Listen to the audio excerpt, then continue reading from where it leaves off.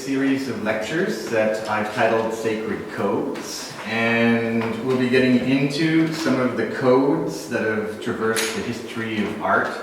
We'll be looking today at the Academy through history, and the Academy is one of the institutions in the West which has given us certain principles of style, certain codes to follow as artists. But later in this lecture series, we'll look at the figure, we'll look at composition, we'll look at ornament, and all the various sacred codes that underlie those principles.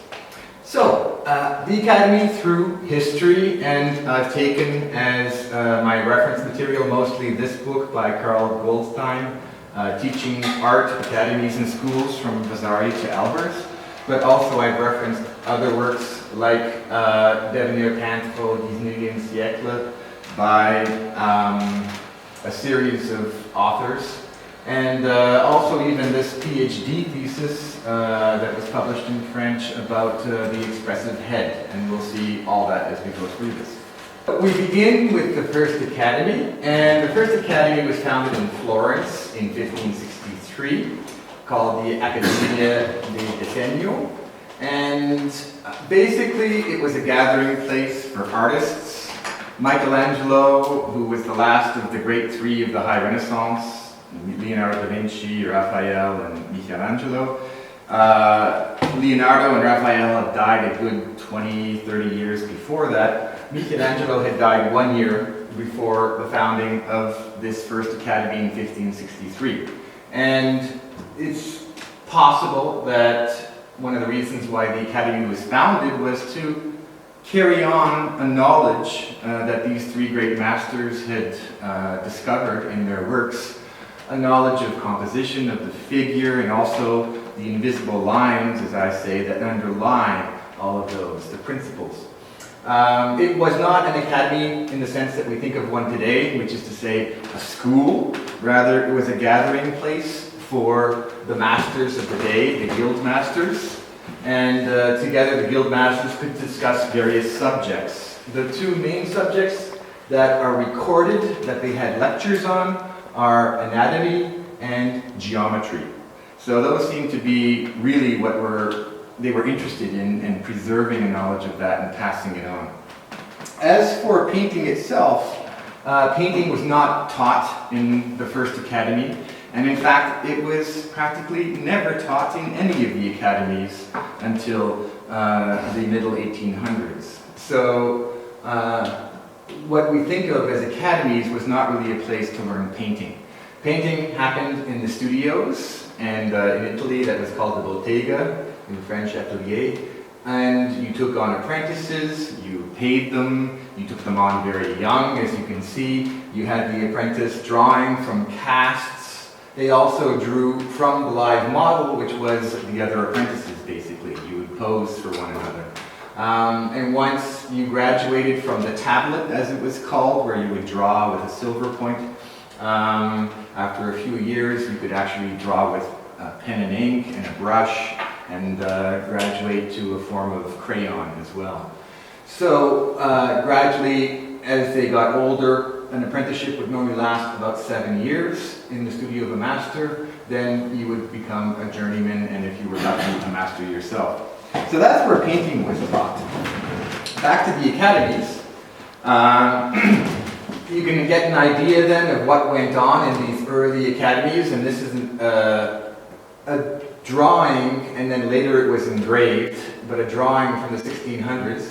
And you see someone's opening the door in the background here, letting in a young apprentice, and here's an apprentice copying from a cast of a leg while two others look on. These two older men are teaching a young apprentice about how to draw an eye, and there's little eyes drawn, and the style of the eye. We'll come to that. Here, almost like Raphael's School of Athens, you see this configuration with someone doing something geometrical with a compass. And of course, geometry, anatomy, as we said, those were the two major things that were taught in the early academies. With plenty of shelves in the background for their casts and so on. So what was the role of the academy? Really, it was the setting of a standard bodied forth by masterworks. Every good academy had a series of masterworks, and they used those as models to copy and work from. Also, the definition of a stylistic norm, the correct style of modern Florence, to which all the young artists were expected to conform. And this, by Hieratic, the true method and order for drawing all the parts and members of the human body, from 1608, gives you an idea of how they were trained. And you had to literally memorize the lines that went into the creation of an eye, and a nose, and a mouth, and so on. A mouth had to have a bow-like structure, like a bow and arrow, and so on. And so, as you can see, they're obviously interested in the way you stylized each of the features according to a certain tradition. Now, what tradition was that?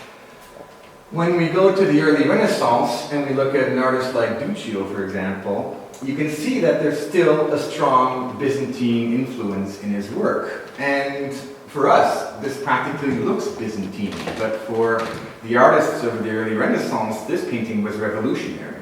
It was revolutionary because he was putting volume on her cheek, and he was developing a more humanist expression in her face.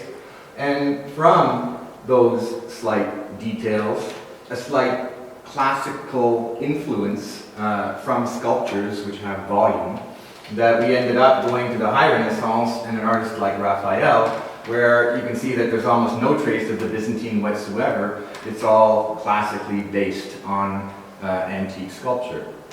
So that's what I mean by the influence of the antique.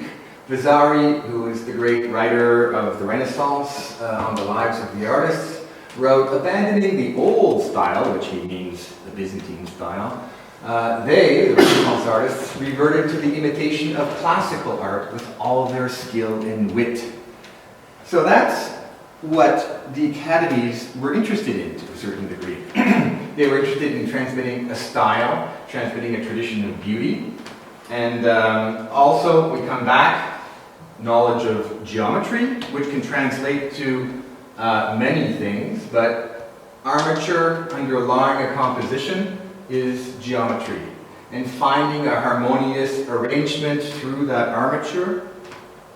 And here we have the god Apollo, which this is directly derived from Raphael's school of Athens. Apollo appears on the top left, and actually the person who drew this was a student of Raphael.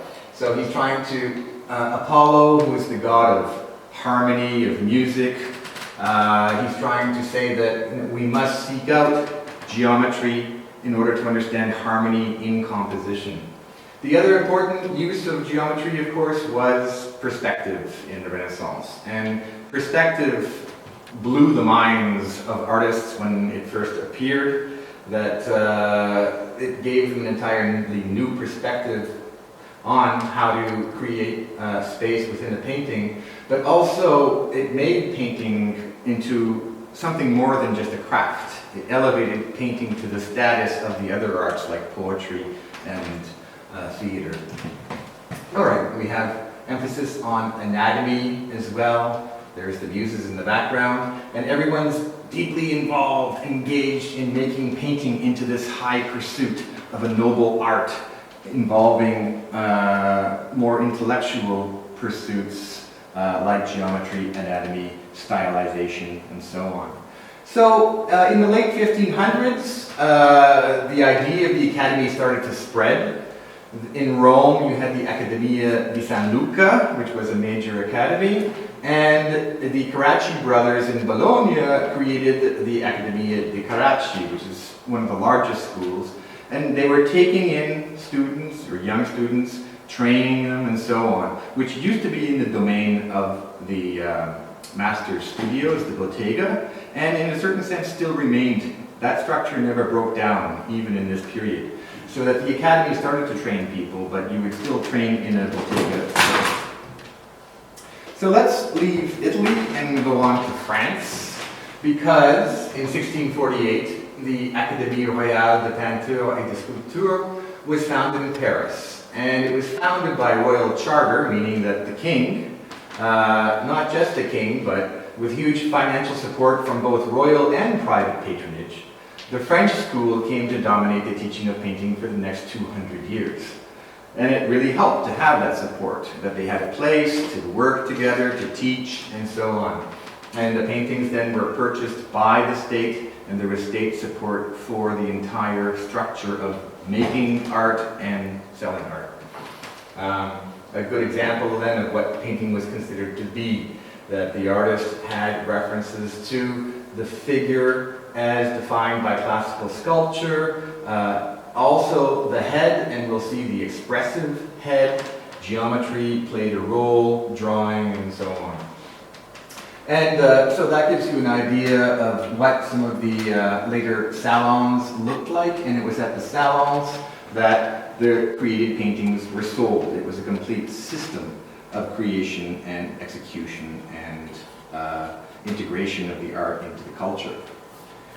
So the first head of the Académie in France was Charles Lebrun, and he was a painter himself, a painter to the king, and he delivered a series of lectures upon the opening of the Academy called Conférence de l'Académie Royale de Peinture et de Sculpture.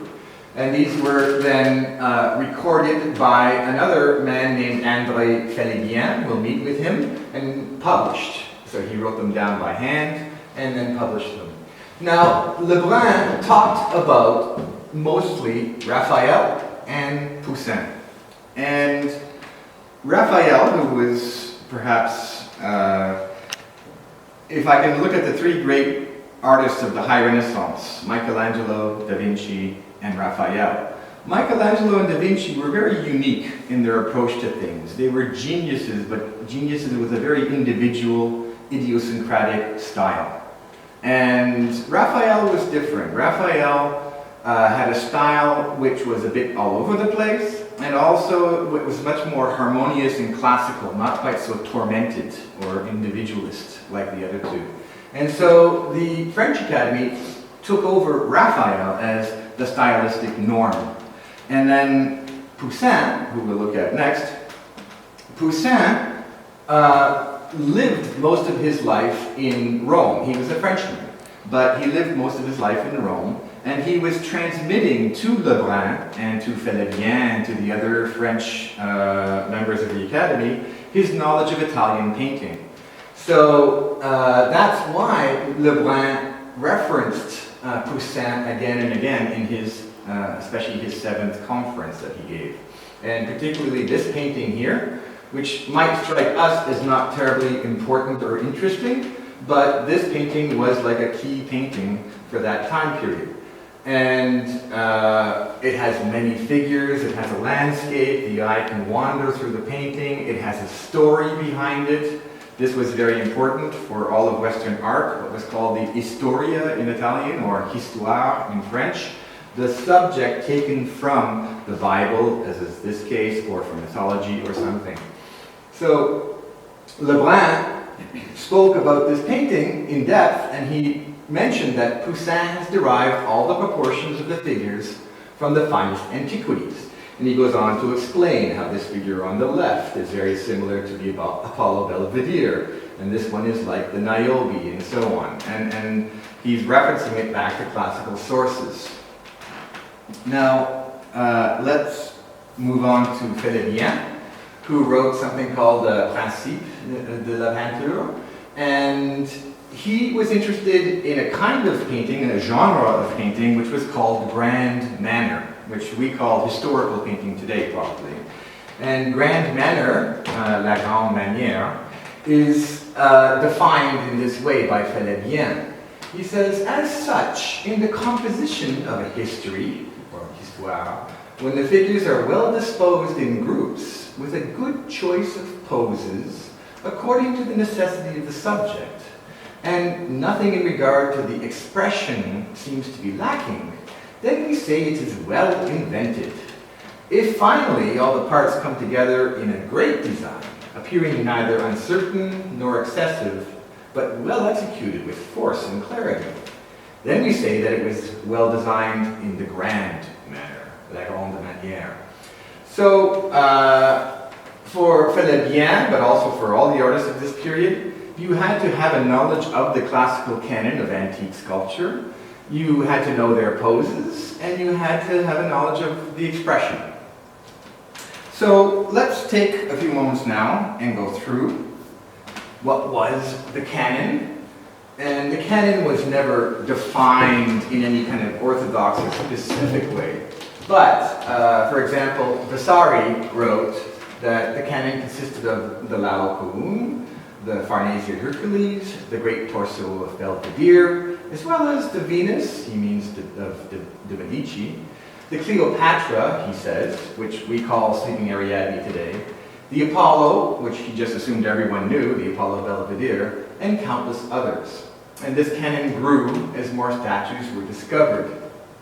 So, a few examples of the great works from the canon, and you should recognize some of them. We already saw the Farnese Hercules in the background of one of the engravings of an Italian studio. So the Farnese Hercules, for its musculature, its knowledge of anatomy. The Laocoon, which is late in classical culture, what we call the Hellenistic period, which becomes much more expressive as classical art progresses. You'll see that the figures become more tormented and expressive, and this is like the epitome of classical culture. And that was discovered in Rome. Actually, Michelangelo rode out on his horse the moment that was being taken or uncovered from under the earth, and it was a huge revelation for him. The torso Belvedere, and just that, it doesn't seem like a lot to us, but just that twist with the iliac crest bending and bulging like that and so on, explained to Renaissance artists how the figure could twist and turn even in a sitting position, and which you can then see in its full glory when you see this full figure over here. So the torso Belvedere, and then for the ideal female nude, the Venus de Medici,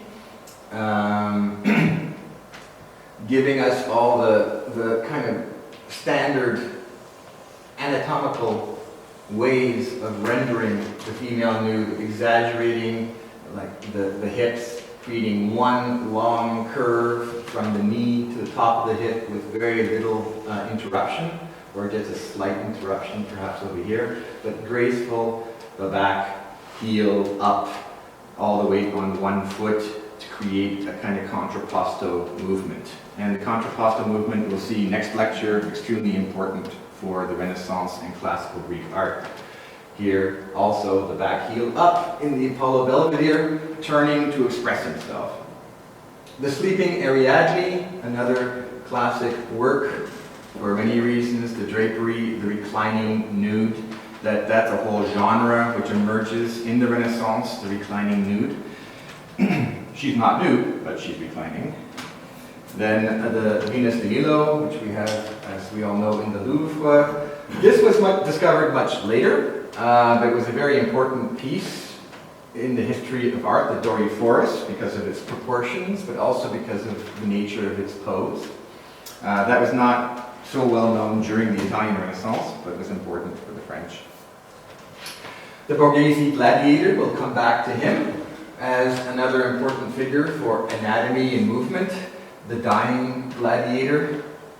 And in Munich, you can find this one, the Barberini Drunken Faun, also a late Hellenistic work, very expressive. The opposite of the Laocoon, which is reaching and trying to struggle. Here he's totally drunk, relaxed, falling back into dream or stupor. So tension, relaxation, those are the key principles behind the figure in Renaissance art and classical art. So, if you had a knowledge of the canon, then you could start to implement it. And a well-known example is this classical relief, which is called the Letto di Policlette, because it was in the collection of Lorenzo Ghiberti, a well-known sculptor in the Renaissance. That means the bed of Polyclitus being a classical sculptor, and Lorenzo Ghiberti thought that the relief was sculpted by Polyclitus, so it ended up being called the bed of Polyclitus. And no one's really sure what the subject matter is. Probably this is Venus, and she's either covering or uncovering this sleeping figure, maybe Mars. What happened, the original relief, after Ghiberti died, it was passed on to other collectors. Finally, it ended up in Prague, in the vast collection of Emperor Rudolf II, and it vanished during the Swedish sack of 1630. It's disappeared. What you're looking at here is a copy, a sculpted copy, but it's not the original sculpture. So, that figure of, let's say, Venus on the bed, and that's from a classical sculpture. If it was Polyclitus anyway, it was around 300 BC. And you look at this by Raphael, the wedding banquet of Cupid and Psyche, and you look at the figures, and there seems to be one which stands out from all the others. This one over here. And we notice that it's based on the Letto di Polyclet. Then, similar time period, 1515, Giovanni Bellini. He's got this wonderful image of Orpheus and Eurydice, I imagine. And here in the background, you've got this nude figure. Sorry, that would be Orpheus over here. And she's posed in that same manner. Giovanni Bellini had a studio with many apprentices, including Giorgione and Titian, or Tiziano. Here's a painting by Titian about 40 years later, and also we should note that Titian was one of the first painters to paint the reclining female nude, Giorgiano and Titian. So here you've got this beautiful nude, not quite reclining, and she seemed to have a pose derived once more from the Letto di Polyclet. Last one. So those were all Italian painters, and now we shift over to Nicolas Poussin, a French painter who lived in Rome most of his life, and sure enough, he has taken this figure over here and put her in the corner, and it fits really well. He's got his triangular structure, right, for his armature, and you need a figure which goes well along that line. And so he's taken this figure, which he knew from history, and placed it in the corner. So that gives you an idea then of how the painters of that time period thought. That they knew the classical canon, they knew the poses of the classical canon. They could create variations on the pose, right? Like the arms are not always in the same position. But they knew that if they wanted a female to be sitting in a diagonal, that the best diagonal female figure had a certain structure to it, and they used that structured diagonal female figure to express something. That's the pose, knowledge of the pose. They had a knowledge of pose, and poses had certain ways of expressing feeling through the body. So part of the academy in France especially, but even in Italy, was copying statues. And why did you copy the statues? It was not just mimesis, that's an Aristotelian word, meaning the faithful reproduction of something from nature. It was not just trying to get it all right, you know, like, oh, okay, I want to make sure I get the shadow and I get the... It was more about trying to transmit a knowledge of the poses, a knowledge of expression, a knowledge of the style of these figures. That's what they were doing when they were copying and copying and copying. As well as, of course, increasing their facility with the pencil and their ability to render. Light, shadow, volume, and all those things. So they were striving for the ideal nude figure. And the ideal nude figure then was very different from, say, Adam and Eve, which are the fallen. We, as individuals are fallen, we are not divine, we are human, right? And so we feel a certain shame about our nudity. This is even from the book of Genesis in the Bible, and they covered themselves because they were ashamed of their nudity. In the classical ideal, the human body is divine, and the divine nude has nothing to be ashamed about, because the human body is a reflection of the divine hero, like Jason or so on. And so the idea being that it strives towards a higher archetype, a heavenly archetype, what Plato called the idea or idea. And so we're not dealing with a human being, we're dealing with something above humanity into the higher sphere of divinity. That'll become important towards the end of the academies. Moving on, Charles Lebrun, back to him. He gave his first series of 7 conferences in the first year of the academy. The next year, he gave another series of lectures, and these ones were called Expression des passions de l'âme. L'âme being soul in French, so expressions of the passions of the soul. Passions, the emotions, how to express the different emotions. Once again, these were recorded, and then they were published quite a bit later in 1727. So he began by saying, since most of the passions of the soul produce bodily actions, we ought to know what the actions of the body are, which express those passions. And surprisingly, he didn't focus so much on the body, he focused on the face. And he gave a whole series of examples from the face. Now first, he had to decide which passions are the important ones. And following a long tradition, he came down to the 6 simple passions. Wonder is the first of all the passions, but our inability to sustain wonder leads to love or hate, followed by desire, joy, and sorrow. And those were considered to be the 6 simple passions. And he went on to say that there are also mixed passions. And the mixed ones are fear, hope, despair, courage, and anger. And then he started to illustrate each one. In this edition, it's very mechanical and simplistic. Lebrun was a great artist, and he also rendered finer images of what he meant by each of those, and then they were engraved. And so these are the engravings based on his drawings for admiration. And now here's one of the mixed ones. This is admiration with wonder, étonnement. And we will see that there are a whole series of these. He has about 23, I think, in his original book. Hate or jealousy over here, and fright.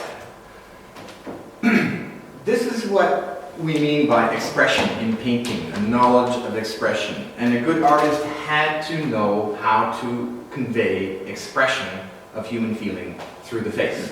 And so that book became a standard text within the academies for the next 200 years. It was referenced again and again and again. Coming to the figure, and a curious text has survived through time. This one by Rubens, Théorie de la figure humaine. There's never been an English translation of this work. And for that matter, it was debated whether it really was a book by Peter Paul Rubens. And a French scholar has recently written a thesis to defend the fact that it wasn't, it's in fact a genuine work. And what does Rubens have to say about the human figure? Well, he begins by saying, citing the statues of antiquity, that you can illustrate the most important actions of the human figure using the principles of movement and repose. And this will go throughout Western art history, whether a figure is acting, like the Lacaroon, which we saw, all the muscles are tensed in this very strong, expressive feature, or repose, which we saw with the Borghese faun. And so relaxation being the one principle, and tension or action and movement being the other principle. And that's not to say the figure is either one or the other, they can be. but rather part of the figure can be in repose and part of the figure can be acting. That's understanding the figure in the classical and in the academic way. So, how do you measure that? Well, you use something called the plumb line. And in French, la ligne perpendiculaire, that's how Rubens talked about it. You draw a line right through the center of the figure. And beginning with repose, he stressed the importance of balance. A figure is in repose when its balance is perfectly sustained. So you need the plumb line because that is basically balance, right? It's the line of balance. And you're seeing the line of balance and how the figure is balanced. He then examined what happens when the figure moves away from the vertical plumb line. And he decided that in the human figure, movement is born through the imbalance of weight. And so you see that happening over here, right? The moment that this figure starts to move away from the plumb line, it starts to get into movement. The plumb line became one of those invisible lines in the history of art. If you were a good academically trained artist, right? Once you understood the principle, it was ingrained. But every so often, artists did draw the plumb line just to check. And Rubens noted that the plumb line extends from the base of the throat to, in men, the middle of the lower leg. And then he says that in women, it moves from the base of the throat to the inside heel of the weight-bearing foot. And even the fact that he mentions weight-bearing foot is important. He understands the principle of the contrapposto, that all the weight goes on one foot, all the tension is here, the other foot is relaxed, and so there's tension and repose within the figure. Okay, the plumb line, one of those simple but important principles of the figure in art history. And now, these are photos which I took at the Musée Gustave Moreau in Paris. And sorry for the quality, but it's hard to get a decent photo given the lighting of that place. Here, Moreau has drawn a figure, and he's checking the figure, and what does he do? You can barely see it, but there's a plumb line going right through the figure. Maybe it goes through the point here, the base of the throat. It goes on the weight-bearing foot. And also, interesting, very often it goes through the eye, because all of those movements that you have in the body, they're all trying to move towards the gaze and explode in the gaze. So you want to see how the body is moving around that plumb line so that all of the energy in the figure can explode in the gaze. Once he's got his plumb line and he's decided, oh, I like this figure, he does what you always did back in those days. In French, the mise à carreau. You square it off. You square it off so that you can transfer it, or your assistant can transfer it piece by piece. But he's used the plumb line as the foundation for his mise à carreau. And in another drawing by Gustave Moreau, which we'll see later on, he's also taken the time to measure out if his figure fits within the system of proportions that also became important in history. We'll look at that system of proportions now. There were various systems of proportion, and in a lecture next week I'll give a whole lecture on proportion. For now, let's look at Jean-Galbert Salvage. He was a fascinating character. He was passionate about medicine, he was a doctor, but also passionate about art. And he was a good draftsman. So he spent his life's work was to create this one book, Anatomie du gladiateur combattant, applicable aux Beaux-Arts. So he's taken now this classical statue, and which, interestingly enough, Napoleon had looted it from Italy and brought it to France at that time, and so he had access. Oh no, that's not true. He had to request to get a cast of it. And working from casts, he was able to make his drawings. So he understood this classical Greek statue at every level of anatomy, like a medical doctor. He understood the skeletal structure that was underlying the figure. He understood all of the muscles and how all the muscles interacted in the sculpture. How the muscles connected to the bones through the ligaments, and so on. And there are at least 15 or 20 plates in this book. We have a copy here at the Academy. and it gives you a complete knowledge of anatomy. That's how far the academies in France went for their understanding of the figure. To the point that it can be argued it became excessive, and it certainly did become excessive. For example, they also went through this period of measuring every little part of the sculpture to try and mathematically determine some kind of system, which they never succeeded in doing. Iconometry, as it's called. At the end of his book, Salvage gives you this diagram, and it is interesting because he decided at the end of his book that he would use the head as the system of proportion for the human figure, and he decided that the human figure is 1, 2, 3, 4, 5, 6, 7, 8 heads tall. And we'll see next week that that is definitely one system of proportion that's gone all the way through Western thought, although there are other systems, even within the Academy.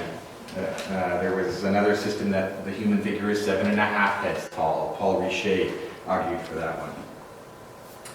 So, that's knowledge of the human figure through sculpture, but also they drew from the live nude in the academies. And for this next section, I want to talk about drawing from the live model.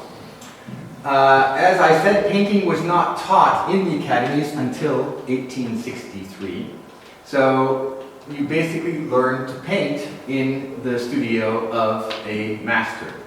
And each professor at the academy maintained his own studio, which sent les élèves, which is to say the ones who were accepted into the academy, to the academy for theoretical courses like perspective, geometry, history, and things like that. And another big role of these studios was to prepare les aspirants, the aspiring students, for the entrance exams, because it was very hard to get into the academy. To compete, to become an aspirant, to enter the academy, you had to be less than 30 years of age, you had to be recommended by a professor, and you had to be male. There was no role for women in the academies, not at the beginning and not for most of its history. We'll come back to that. So, figure drawing. In the statutes of 1655, so right at the foundation period of the academy, the academy was given a monopoly on life drawing, so that by ordinance of the king, posing the model anywhere else was expressly forbidden by law. So this, you have to remember, it was a big thing, having a nude model. And so you could have a nude model in the French Academy, the Académie Royale, but not anywhere else. And you'll see there's nothing but men in this room, and they're looking at the nude figure in its relationship to the ideal nude. That's how they conceived the nude figure, is trying to emulate the classical sculptures that have been passed down through history with a knowledge of anatomy and so on. The statutes of the Académie des Beaux-Arts in Paris also stressed that the core of the drawing course was to be the life class, supervised by the 12 men governing board, and each was responsible for posing the model for 1 month.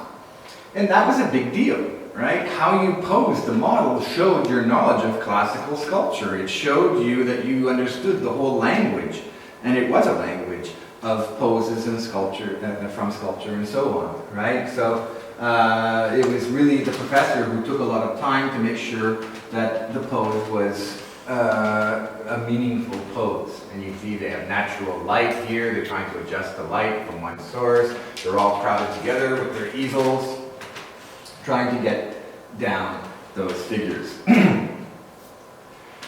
The female nude model was not permitted in the academies until the late 1800s, just before the collapse of the academy system.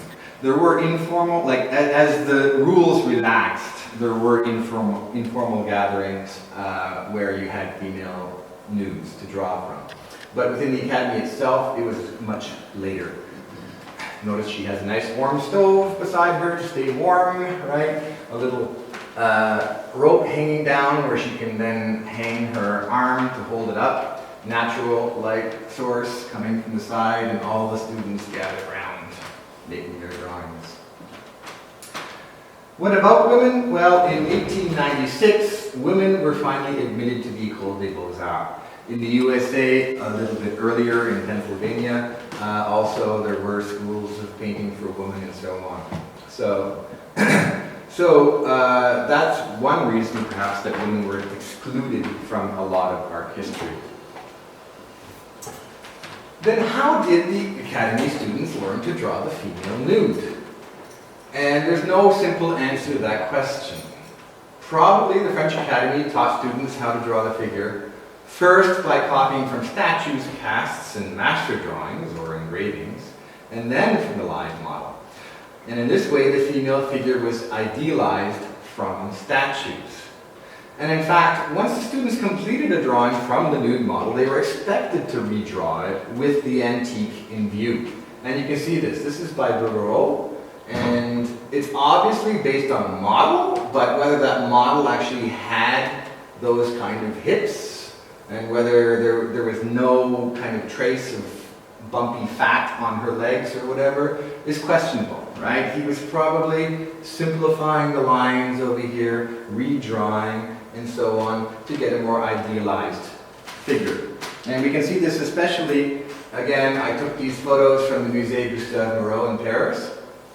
And here, Moreau has found himself a model. She's kind of slender with thin shoulders and bumpy hips, right? And then right away he started to redraw, right on the same page, he started to redraw and simplify and idealize. Then he takes another sheet of paper and starts to redraw it again. And he starts to think about the drapery and how the drapery will fall on her.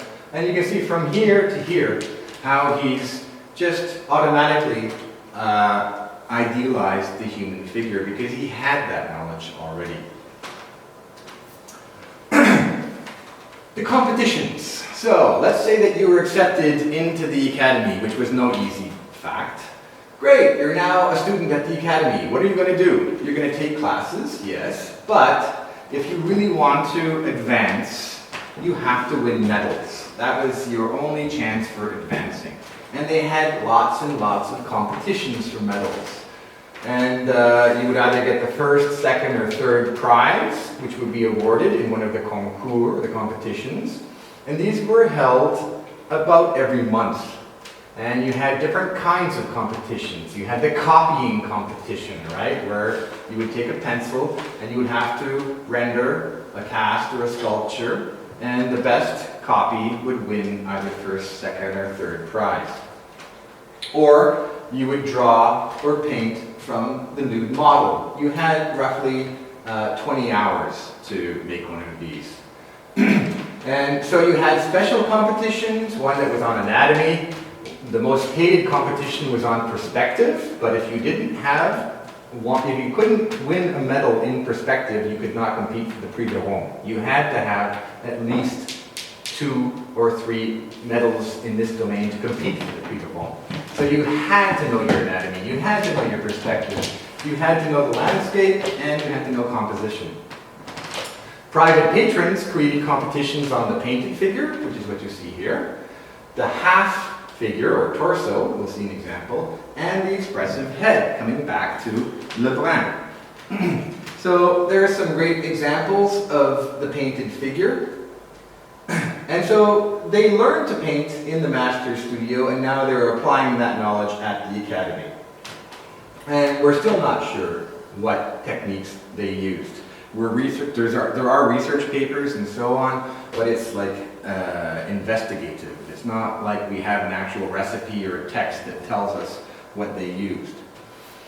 Here's the half figure, or a torso, and a good example then of, I think this one is by Ang over here. And here you have the expressive head. And these are actually the prize-winning ones. Bouguereau won the prize for the expressive head for this one of Disdain in 1850. And Thomas Couture also won a prize, he won the entire competition for Melancholy in 1835. That gives you an idea of what the expressive heads were like. And they would use actresses. It had to be a woman of proper morals, and it was stipulated that a woman of proper morals would sit in front of the men, and she would have that look on her face of fear or wonder or whatever. It couldn't be too strong of an emotion normally. It had to be a simple expression, and they would be working away to try and capture that expression. So, what about the Prix de Rome? That was the big deal, that you wanted to win the Prix de Rome because you would get to go to Rome for 5 years, but also that would make you a valued artist, that people would start to commission works from you or buy your works or so on. And any Prix de Rome artist who exhibited at the Salon was guaranteed to make a splash. To enter the competition for the Prix de Rome, the artist had to already have been awarded medals in several other concours. And the Prix de Rome competition began when the histoire, the story, for that year was solemnly announced, like the death of Vitellius, or Ulysses recognized by his wet nurse. And here, Paul Baudry did a quick sketch. They announce it, and you have, it's 12 hours, and within 12 hours you had to develop a figurative composition without reference materials that would serve significantly unaltered as the foundation for their painting over the next 72 days. And already you were judged on the basis of that drawing, whether you would be accepted into the final level of the Prix de Rome competition. This is Burgerose, Zenobia discovered by shepherds on the banks of Araxes, and he won the Prix de Rome with that painting. And it was painted over the course of 72 days. The 10 competing artists who, after 2 previous épreuves, that's to say tests, had been narrowed down from a field of hundreds, were locked into their loge, their studios, from 7 in the morning until 8 at night, with no access to references for a period of 72 days to bring the composition to completion. So you couldn't see what the other person was doing, you couldn't reference anything, you were just locked away day after day after day for 72 days, and you created the painting. And then they were judged. And in this case, Burgerot won because he created this painting based on that theme or subject. Scary stuff, right? It was hard, it was difficult, but it created good artists. This is Girodet, another Academy painter, and it's one of the few drawings that we have where you can actually see the measures that have been used to underlie his composition. And he's purposely taken a 3x4 rectangle and divided it up into squares, and then divided the squares into diagonals, and put significant figures on certain points and certain things happening on certain points and so on. We'll come back to this in later lectures, but I just want to emphasize that there were competitions on composition, and through your composition you had to know where to put the figure to create something that was meaningful, both classical and dynamic at the same time. It's kind of like a frieze that you would find in ancient Rome, right, with several figures laid out almost in relief, and there's action happening in a certain direction and so on. That was the standard to create a painting in the grand manner. This is by David, The Oath of the Hieratic, and it's probably one of the classics of Western art, that academic painting did aspire to a very high status and gave us works like David's Oath of the Hieratic. 3 columns to define the space, a group of figures over here, another group of figures over there, and in the center, the main figure, right? He's very carefully plotted out his entire composition. Girodet, again, The Sleep of Endymion, just to give you an idea of the beauty that they could achieve through academic painting. Again, the idealization of the nude, and how far they got with light and shadow and so on. So, what happened to the academies? Well, after the French Revolution of 1789, the Académie des Beaux-Arts was abolished by law. And it was especially David, the painter, who was the greatest opponent of the Academy. When it was reconstituted, and notice 6 years later, 1795, it became the École des Beaux-Arts, and that's what it's called today.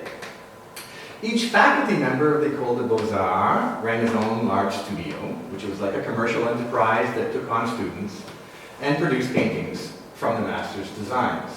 And these were all commissioned by the state. They were working for the state, and the state would put them up in state buildings and so on.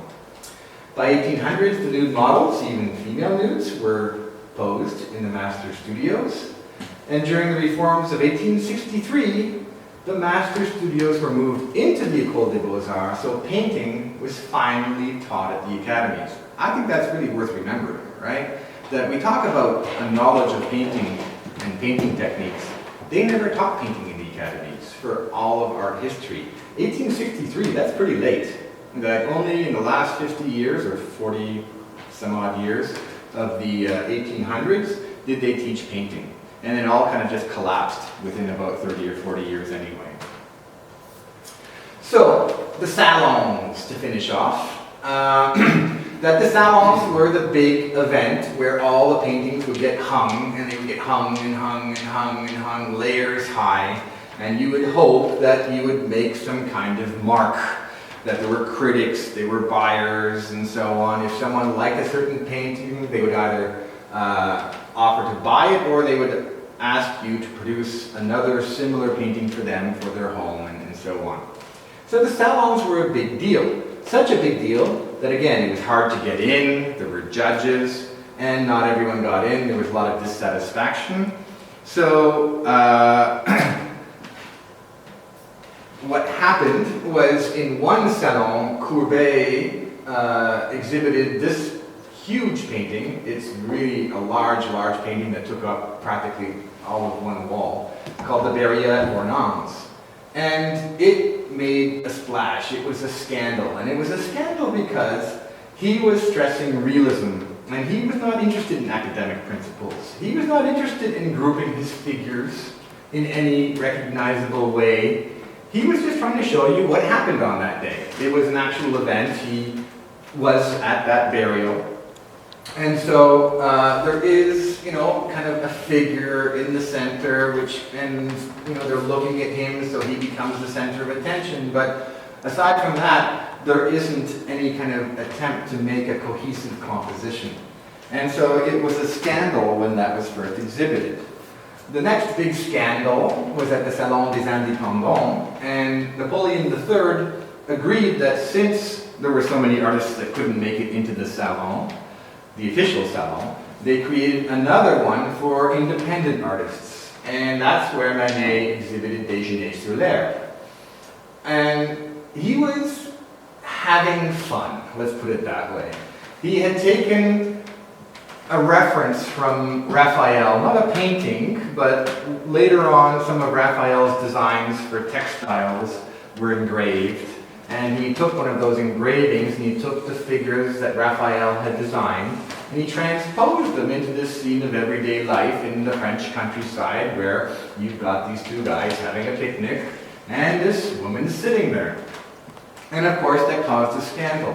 And it caused a scandal because it reinterpreted the meaning of the female nude. That I told you that the academies were striving for this ideal nude. And the ideal being not a human being, but something higher, a divinity. And how do you kind of justify this? What's she doing there? And what's she doing there staring right out at us?